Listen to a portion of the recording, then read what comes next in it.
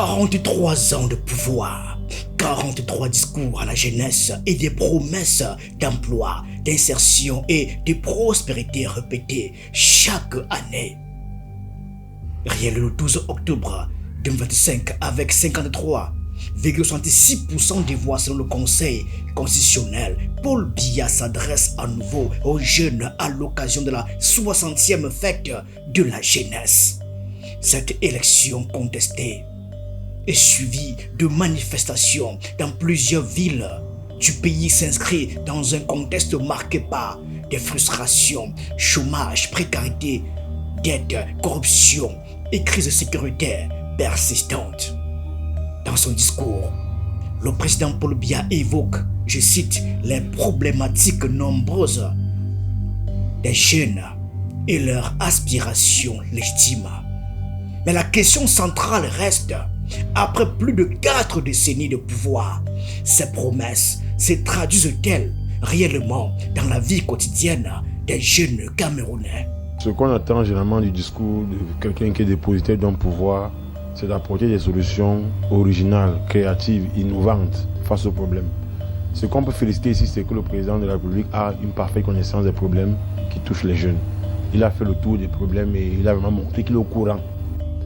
La fête de la jeunesse au Cameroun remonte à 1966, instituée sous Amadou Ahidjo pour célébrer la place des jeunes dans la construction nationale. Elle est devenue, depuis la cession de Paul Biya au pouvoir le 6 novembre 1982, un rendez-vous politique majeur marqué par un discours présidentiel annuel. 43 ans plus tard, ce rituel se répétait avec des thèmes récurrents. Emploi, formation, stabilité, entrepreneuriat et paix sociale. Mais pour mesurer la portée réelle de ce 43e discours, il faut observer les tendances de fond. D'abord, la démographie. Le Cameroun est aujourd'hui un pays très jeune. Selon la Banque mondiale et l'Institut national de la statistique, environ 60 à 65% de la population a moins de 25 ans, sur un total estimé à près de 29 à 30 millions d'habitants. Chaque année, plusieurs centaines de milliers de jeunes Camerounais arrivent sur le marché du travail, accentuant la pression sur l'école, l'emploi et les infrastructures. Ensuite, l'emploi. D'après la Banque mondiale et l'OIT, près de 80 à 90% des emplois se situent dans le secteur informel, caractérisé par l'absence de contrats, la faiblesse des revenus et une protection sociale quasi inexistante. Le chômage des jeunes reste difficile à mesurer précisément, mais les enquêtes convergent. Le sous-emploi et la précarité touchent une majorité des jeunes actifs, surtout en zone urbaine. Le problème central n'est donc pas seulement le chômage visible, mais le manque d'emploi décent et durable. Troisième élément, la pauvreté. Selon la Banque mondiale, environ 37% de la population vit sous le seuil de pauvreté, avec de fortes disparités régionales, une situation qui affecte en premier lieu les jeunes. Enfin, la croissance économique. Depuis une quinzaine d'années, elle oscille généralement entre 3 et 4% par an, un rythme insuffisant pour absorber l'augmentation rapide de la population active, ce qui entretient un décalage structurel entre le nombre de jeunes en quête d'emploi et les opportunités réellement créées. Dans ce contexte, écoutons un extrait du discours de Paul Biya. Ces problématiques qui vous préoccupent, je les connais. Je les connais d'autant plus que sous mon autorité, les pouvoirs publics déploient inlassablement des efforts méritoires pour y apporter des solutions appropriées. À cela, rien d'étonnant. Je n'ai en effet jamais cessé et je ne cesserai jamais de me soucier de vous. Ces mots traduisent une certaine empathie. Mais la relecture des archives révèle surtout la permanence du diagnostic. Dès les années 1980, les discours évoquent les difficultés d'insertion des jeunes. Dans les années 2000, l'accent est mis sur l'entrepreneuriat. Dans les années 2010, la stabilité et les tensions sociales deviennent centrales. Les formulations évoluent, mais le fond, lui, il demeure remarquablement constant. C'est là que s'ouvre l'analyse critique. La question n'est pas celle des intentions, mais des résultats mesurables. Or, le contexte actuel est particulièrement lourd. Le Cameroun fait face à des crises sécuritaires simultanées. La crise dans le nord-ouest et le sud-ouest, avec des centaines de milliers de déplacés internes. Les attaques récurrentes de Boko Haram dans l'extrême nord et une pression sociale croissante dans les grandes villes du pays. À ces tensions s'ajoute la contrainte économique. L'inflation dépasse 5% ces dernières années, affectant des ménages majoritairement dépendants des revenus informels, tandis que la dette publique a fortement progressé depuis les années 2010, atteignant environ 45 à 50% du PIB selon les institutions financières internationales. Dans ce contexte, les attentes de la jeunesse sont immenses et c'est sans doute le cœur de ce 43e discours. Un pays très jeune, une pression sociale accrue et un pouvoir qui réitère année après année les mêmes engagements. Paul Biya affirme: Je n'ai en effet jamais cessé et je ne cesserai jamais de me soucier de vous. La question désormais n'est plus celle des paroles. La question est celle du temps. Car 43 ans dans l'histoire d'un pays, c'est une génération entière devenue deux. Et c'est ce décalage entre la durée du pouvoir et la persistance des problèmes qui donne à ces discours de Paul Biya une résonance particulière. Paul Biya sait que l'emploi est souvent considéré comme le talon d'Achille de la jeunesse camerounaise. Ce thème n'est pas nouveau. Il revient dans presque tous les discours de la fête de la jeunesse depuis les années 1980. Dans ce 43e message, il le réaffirme avec force. Mes chers jeunes compatriotes, je vous ai promis lors de mes récentes prises de parole que votre insertion dans le marché du travail serait l'un des principaux chantiers de ce septennat. Tel est le sens du plan spécial de promotion de l'emploi des jeunes que j'ai récemment annoncé. Des dispositifs incitatifs y afférents ont d'ores et déjà été élaborés par le gouvernement. L'objectif en étant de bâtir une véritable synergie entre l'État, le secteur privé et le reste de la société en matière de création d'emplois en faveur des jeunes. Mais que contient réellement ce plan? Le discours précise plusieurs volets. Une enveloppe budgétaire de 50 milliards de francs CFA dédiée à l'entrepreneuriat des jeunes. Des incitations fiscales pour les entreprises qui recrutent des jeunes diplômés. Un renforcement du Fonds national de l'emploi et des mesures pour intégrer davantage des jeunes dans les grands travaux publics. Je voudrais à cet égard citer entre autres les exemptions fiscales accordées aux entreprises qui recrutent des jeunes diplômés. La dotation de 50 milliards de francs CFA prévues par la loi des finances pour promouvoir l'entrepreneuriat des jeunes.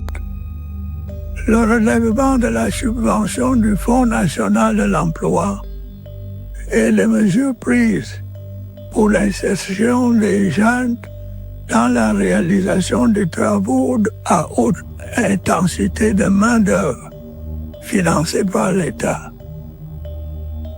Tous ces efforts, chers et chers compatriotes, sont un début de concrétisation des engagements que j'ai pris récemment à votre égard.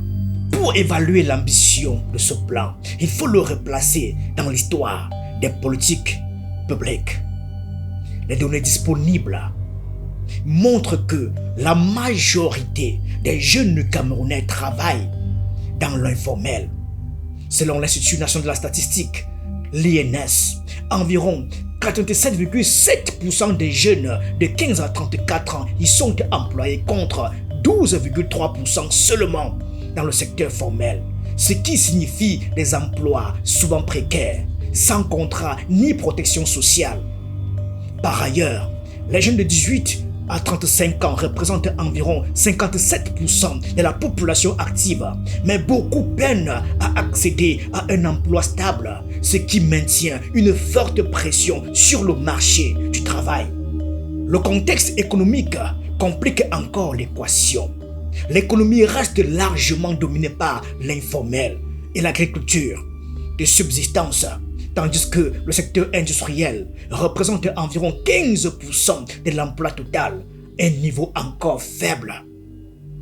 Depuis plusieurs années, l'État du Cameroun a multiplié les programmes pour l'emploi des jeunes, formation, financement de micro-projets, initiatives d'insertion qui ont permis des résultats ponctuels et la création de petites activités. Mais ces succès restent limités face à l'ampleur du défi.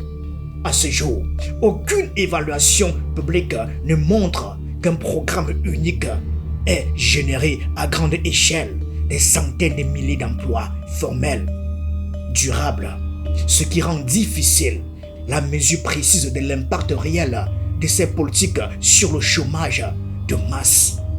Moi, j'ai plutôt eu là comme un aveu, une panne de solutions face à ces problèmes-là.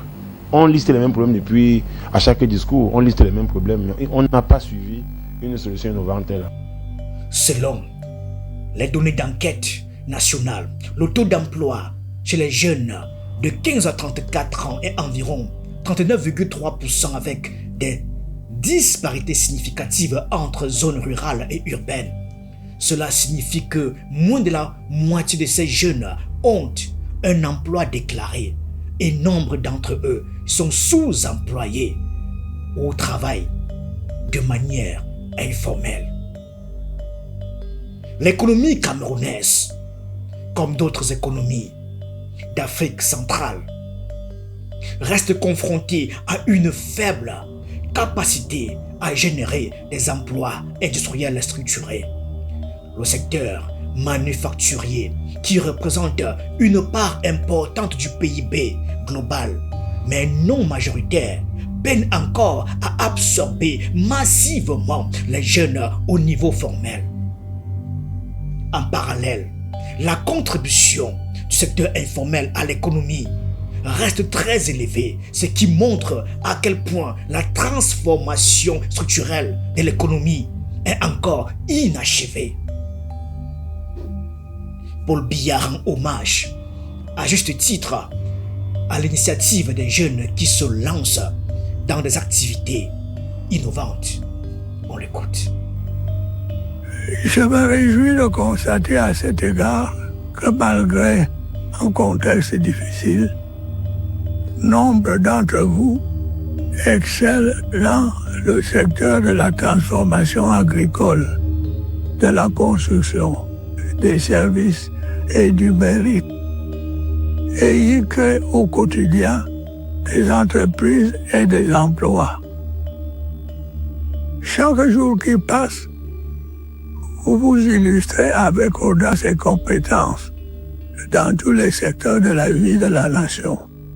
Cette situation reflète une réalité dynamique. De nombreux jeunes cherchent des voies alternatives, notamment dans le numérique et l'agriculture moderne. Mais malgré certaines niches en croissance, la majorité des emplois créés restent informels et peu productifs, ce qui limite leur capacité à absorber l'afflux annuel des jeunes sur le marché du travail. L'accès au crédit demeure difficile avec des conditions de financement souvent coûteuses, tandis que les contraintes administratives et réglementaires continuent de freiner la création d'entreprises structurées. Les classements internationaux sur l'environnement des affaires placent d'ailleurs le Cameroun à un niveau relativement bas pour la création d'entreprises, ce qui constitue un obstacle supplémentaire à l'investissement jeune et à l'emploi formel. Alors, quel bilan après 33 ans de discours récurrents? Le constat est désormais clair. L'emploi des jeunes est reconnu comme un enjeu majeur. Des stratégies et des programmes ont été lancés, mais l'économie reste largement dominée par l'informel et peine à générer des emplois formels massifs et durables. C'est cet écart entre les intentions affichées et les résultats observés qui constitue le cœur de la critique de ce 43e discours de Paul Biya. Peu après sa réélection, Paul Biya salue la jeunesse camerounaise quelques mois seulement après le scrutin d'octobre 2025. Dans son discours, il exprime sa gratitude. On l'écoute. Mes chers jeunes compatriotes, m'adressant à vous ce soir, quelques mois à peine après ma réélection au poste de président de la République, je ne puis manquer de vous exprimer toute ma satisfaction pour la part que vous avez prise à cette élection et surtout de vous remercier du fond du cœur pour votre précieux soutien, sans lequel rien n'aurait été possible. J'en suis conscient. Ce qui aura sans doute été déterminant dans cette élection particulièrement disputée, c'est l'adhésion incontestable d'une grande majorité de jeunes au programme de société dont je suis porteur, mais aussi votre appréciation du bilan que j'ai présenté. C'est également, je le pense bien sincèrement, la confiance et l'attachement dont vous ne cessez de m'honorer depuis mon accession à la magistrature suprême de notre pays. Je vous en suis profondément reconnaissant. Regardons d'abord les faits. Au niveau électoral, selon les résultats proclamés par le Conseil constitutionnel, Paul Biya a remporté l'élection présidentielle avec 53,66% des voix contre 35,19% pour Issa Chiroma Bakari. Le scrutin a toutefois été contesté par une partie de l'opposition et de la société civile qui ont dénoncé des irrégularités et un contexte jugé déséquilibré. La participation s'est établie autour de 57,7%, un niveau modéré qui traduit une certaine défiance, notamment chez les jeunes. Au-delà des chiffres, les tensions post-électorales constituent un autre élément majeur. Après l'annonce des résultats en 2025, des manifestations ont eu lieu dans plusieurs villes, parfois suivies d'arrestations et de poursuites judiciaires. Des épisodes similaires avaient été marqués après le scrutin de 2018 avec l'arrestation de Maurice Kamto et de nombreux militants, dont plusieurs jeunes. Ces événements rappellent que la stabilité invoquée dans les discours officiels s'accompagne aussi de fortes tensions politiques. Une réalité qui marque durablement la mémoire collective, en particulier chez les jeunes Camerounais. Aujourd'hui, Paul Biya attribue son succès à l'adhésion de la jeunesse à son programme et à son bilan. Mais l'absence d'alternance pacifique depuis plus de 40 ans maintient la question de la légitimité électorale au cœur même du débat politique national. Il réitère également son engagement solennel pris lors de sa prestation de serment. On l'écoute. Mes chers jeunes compatriotes, lors de ma prestation de serment, j'ai pris un engagement solennel devant vous et devant la nation tout entière. C'est celui de consacrer toutes mes forces à l'avènement d'un Cameroun stable, uni et prospère. Cet engagement, j'entends l'honorer, quelles que soient les difficultés et les obstacles suscités par un environnement international de plus en plus contraignant. Je suis persuadé que nous parviendrons ensemble à cet objectif. Ma détermination sans faille, votre courage et vos multiples talents en sont l'assurance. L'appel à la stabilité est un thème ancien dans le discours présidentiel, déjà présent au début des années 1980 pour préserver l'unité nationale après la période Ahidjo. Il demeure aujourd'hui un pilier du message officiel. Cependant, la réalité du terrain reste marquée par des tensions. La crise anglophone déclenchée en 2016 a causé des milliers de morts et des centaines de milliers de déplacés, tandis que l'extrême nord continue de faire face à la menace de groupes armés avec des conséquences humanitaires persistantes. Sur le plan économique, malgré une situation macroéconomique jugée globalement maîtrisée, la dette publique et les pressions budgétaires demeurent des sujets d'attention.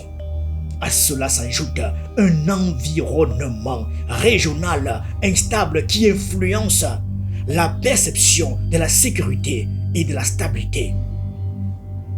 Si le président réaffirme sa détermination et si ses partisans considèrent la stabilité comme prioritaire, des observateurs et de nombreux jeunes s'interrogent sur l'absence de transformation plus profonde, notamment en matière de justice, d'alternance et de réponse aux aspirations démocratiques. D'écouter les jeunes que nous sommes, tout simplement parce qu'il nous a démontré qu'il n'est pas connecté avec nous dans un monde où tout est connecté. Je suis déçu, mais je suis quand même là. La question reste donc posée. La stabilité proclamée répond-elle réellement aux attentes d'une prospérité inclusive? C'est dans ce contexte que le discours aborde ensuite un registre plus personnel. Le président évoquant les droits, mais aussi les devoirs des jeunes envers leur famille, leur communauté et la nation. Mes chers jeunes compatriotes, je voudrais également vous rappeler ce soir que vous avez certes des droits, mais également des devoirs à l'égard de vos parents et de la communauté nationale. J'en appelle tout particulièrement à votre sens des responsabilités. L'avenir de notre cher et beau pays, le Cameroun, repose entre vos mains. Vous devez en être conscient. Vous devez donc résolument tourner le dos aux excès dans lesquels certains d'entre vous ont malheureusement tendance à se perdre ces temps derniers. La délinquance, l'abus d'alcool, l'usage des stupéfiants, la dépravation des mœurs, l'usage excessif et abusif des réseaux sociaux, etc. Ces thèmes ne sont pas nouveaux. Dès les années 1980, Paul Biya évoquait discipline et devoir civique face aux défis d'une jeunesse en mutation. Aujourd'hui, les faits parlent. Consommation de drogue, cannabis, tramadol, alcool, environ 15% des jeunes en milieu scolaire. On a le whisky en sachet au Cameroun qui est encore en cours. Le whisky en sachet était censé être interdit en 3 ans. 2024. Oui. On a donné, je crois, 2 ans encore pour que les sociétés puissent les mettre à jour. Mais à chaque année, il y a de nouvelles marques qui entrent sur le marché. On est passé d'un sachet de whisky à 100 francs, à 50 francs. Un enfant qui consomme 2 sachets de whisky est drogué au Cameroun. Et c'est un problème. Est-ce que le président de la République peut frapper du poing sur la table pour qu'on interdise le whisky en sachet? Violence basée sur le genre et comportement à risque restent des réalités préoccupantes. Ces problèmes montrent que les seules injonctions morales ne suffisent pas. Le président Paul Biya étend son appel à la responsabilité des parents, éducateurs et communautés pour accompagner la jeunesse. On l'écoute. J'en appelle également au sens des responsabilités de vos parents et de vos éducateurs. Ils doivent jouer pleinement leur rôle auprès de vous et s'abstenir de tolérer, de faciliter ou d'encourager vos dérives. J'ai à cet égard donné des instructions fermes aux administrations compétentes pour une meilleure protection en milieu scolaire, familial ou professionnel des jeunes filles qui sont trop souvent victimes de harcèlement et d'abus de toutes sortes. Les jeunes, surtout en milieu rural, vivent souvent dans la pauvreté et l'exclusion sociale, ce qui augmente leur vulnérabilité à la précarité et à la violence. L'éducation civique et l'encadrement familial sont essentiels, mais ils ne remplacent pas de réponses aux causes structurelles. Dans son discours, Paul Biya réaffirme son engagement. Mes chers jeunes compatriotes, je voudrais vous réitérer mon engagement à ne ménager aucun effort pour créer les conditions les plus favorables à votre épanouissement. C'est le sens des instructions que j'ai données au gouvernement pour une action plus efficace que celui-ci. C'est le sens des réformes que j'entends engager prochainement en vue d'un meilleur fonctionnement de l'État. C'est également le sens de la lutte acharnée que j'entends mener contre la corruption et les détournements de deniers publics.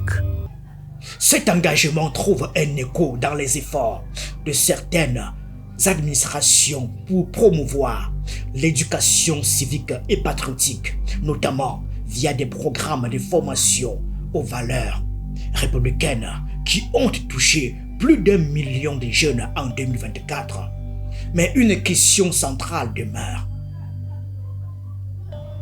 Peut-on demander davantage de responsabilité individuelle si les structures sociales et économiques ne permettent pas d'assurer des opportunités réelles et durables? C'est une question sur laquelle repose l'essentiel de la critique. Un appel au devoir est important, mais il doit aller de pair avec des réponses concrètes aux causes profondes de la délinquance, de la précarité et des frustrations. Paul Biya va encore plus loin dans ce discours, passant d'un simple rappel moral à une promesse politique appuyée, confier aux jeunes des responsabilités élevées dans la gestion des affaires publiques. Dans son allocution, il déclare: C'est pourquoi j'entends veiller à ce qu'un plus grand nombre d'entre vous, hommes comme femmes, se voient progressivement confier des responsabilités élevées dans la gestion des affaires publiques. Diverses opportunités me viennent à l'esprit à cet égard. Le renouvellement en préparation des dirigeants des sociétés d'État, la formation du prochain gouvernement, qui, je le sais, est très attendu, mais aussi la tenue des élections législatives et municipales. Il ajoute immédiatement: Même si le calendrier afférent à ces dernières devrait, au vu de certaines contraintes impérieuses, connaître un léger réajustement dans le respect des dispositions pertinentes de nos lois et tout particulièrement de la loi fondamentale. Ce passage met en avant 3 promesses clés. D'abord, le renouvellement des sociétés d'État. Paul Biya évoque le renouvellement des dirigeants des sociétés d'État. Sonara, Camtel, SNH, SNI, SDP et bien d'autres comme une opportunité pour les jeunes. Historiquement, ces postes sont allés à des vétérans et la jeunesse reste sous-représentée. Aucune nomination officielle n'a encore été publiée, mais l'ouverture est annoncée. Ensuite, le gouvernement attendu. La formation du prochain gouvernement est très attendue, témoignant ici de l'impatience du pays après plusieurs années sans renouvellement effectif. La formation du prochain gouvernement, qui, je le sais, est très attendue. L'attente d'un gouvernement renouvelé n'est pas nouvelle. Le gouvernement Dion Ngouté, en place depuis décembre 2020, n'a presque pas changé, même après la réélection d'octobre 2025. Partis, milieu d'affaires et opinion publique réclament une équipe plus jeune et dynamique pour relever les défis économiques et sociaux, y compris ceux touchant la jeunesse. Enfin, les élections législatives et municipales. Paul Biya évoque ici un léger réajustement du calendrier pour des contraintes impérieuses avec respect de la Constitution. Initialement prévues pour février 2025, ces élections ont déjà été reportées plusieurs fois. Le mandat des exécutifs municipaux court jusqu'au 31 mai 2026, celui des députés jusqu'au 30 mars 2026. Même si des scrutins pourraient avoir lieu en mai ou août 2026, ce report prolongé depuis 2018 freine la représentation réelle des jeunes et des partis émergents. Moi, quand je me suis engagé, et beaucoup de mes camarades du mouvement patriotique pour la prospérité du peuple, nous étions conscients dès le départ que ce serait difficile. L'aventure a commencé avec les difficultés que rencontre n'importe quel autre parti d'opposition.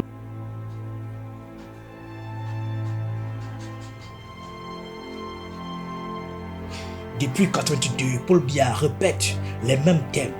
Empathie pour la jeunesse, promesse d'emploi et d'insertion, stabilité et unité nationale, droits et devoirs citoyens, des mots rassurants pour un Cameroun stable, uni et prospère.